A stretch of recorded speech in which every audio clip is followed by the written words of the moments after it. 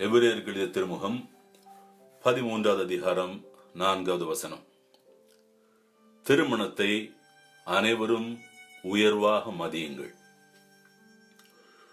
குடும்ப வாழ்வு அங்கீகரிக்கப்பட்டது. ஆதாம் படைப்பில் எதையுமே தனக்கு தகுந்த துணையாக கருதவில்லை.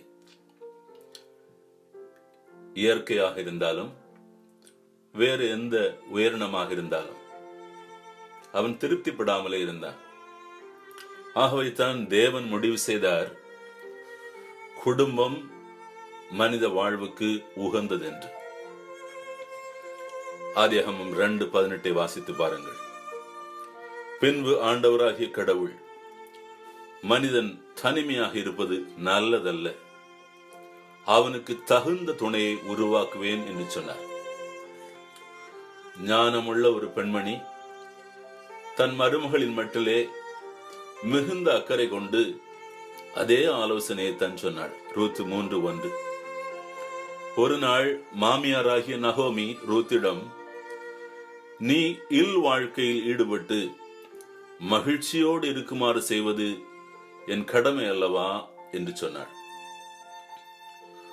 இந்த காலத்திலே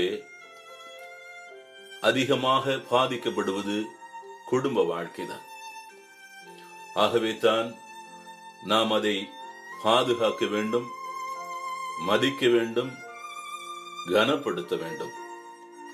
ஏனென்றால் அங்கேதான் நம் வாழ்வு உருவானது, நாம் வளர்க்கப்பட்டோம். எபிரேயர் கடிதத்திலே அதை அந்த ஆசிரியர் வலியுறுத்துகின்றார். திருமணத்தை அனைவரும் உயர்வாக மதியுங்கள் என்று சொல்லி, நாமும் கூட நம் குடும்ப உறுப்பினர்களுக்காக ஜெபம் செய்வோம், இணைந்திருப்போம், தேவ கிருபையால் ஆசீர்வாதத்தை பெறுவோம்.